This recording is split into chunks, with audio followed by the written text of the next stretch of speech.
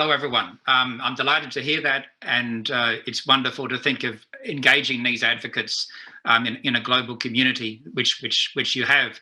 And I'm getting ideas about how to advance that in the future, which I'd love to discuss with people on the call here.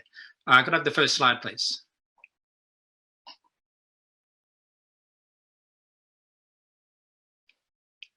I wanted to share in particular about COVID and what we've seen in less resourced countries. And this year's been dominated by COVID. And I think the impacts have been different, but often more severe in less resourced countries. And for example, in Sri Lanka, the health system there ran out of insulin. Is it possible? How are the slides going? Because there's a picture coming up. What I'll do while that's happening is I'll skip to the next point. We published a paper in Diabetes Research Clinical Practice where we thought that we're seeing three major groups of impacts in less resourced countries. The first is the immediate impact of the lockdowns. Clinics are closed, people are having trouble accessing care. We've heard of some deaths in countries. Only one of those was possibly due to COVID. The rest were due to lack of access to care. There's shortages of supplies in places and people can't get them. And particularly at the very start, there was a shortage of food for families because of the food wasn't getting into cities and the price was going up and people couldn't get out to get food or grow their own food. There's also problems in clinics themselves. A lot of these clinics cross-finance. They raise money from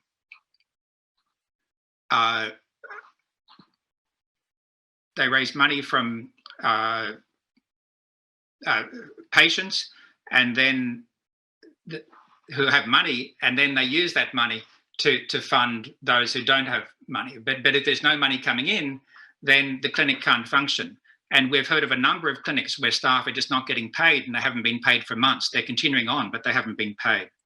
There's also a problem with information, both at the patient level and at the health professional level and beyond type 1 and other groups that have been looking at that. And what worries us most is the future health impacts from the economic damage that this is causing. There's so much more capacity in richer countries to continue with health budgets. But in these countries, you wonder, will they be able to continue insulin? Will they be able to continue the other services that are happening? Bastian, can you see the slides? Oh, you can. Excellent. Yes. Okay, I've just found the spot. Okay, just flick back to that first slide, if you could. Thank you. And so what this shows, it's one of my favorite pictures of the year. In Sri Lanka, as I mentioned, they ran out of insulin, and two young guys with type 1, or maybe they've got type 2, I'm not sure, from the Diabetes Association, traveled 2,000 kilometers around the country with special police permission to do that, to distribute insulin across the country. Just brave and a wonderful thing to do. I'll skip through to the third slide if you could. So we've been helping as much as we can with centres. We've now sent over $220,000 of funds. This money's come from Helmsley, from JDRF, from individual donors and from Direct Relief. And you can see how the money's been used. It's been used for food, for families, it's been used for PPE for staff, it's been used to fund staff salaries, it's been used to ship insulin in. It cost us another $10,000 to ship. We had insulin stuck in Frankfurt. If you're going to have insulin stuck somewhere, Frankfurt's probably the best place to have it stuck because you know they're good at refrigerators. But it took another $10,000 to find a plane to get that insulin from Frankfurt to Addis Ababa. But we got there, and we'll continue to help as much as we can.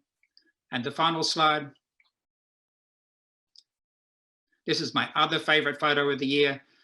This is in India, where the lockdowns were intense, and there were parts of the country that were locked out from different parts of the country.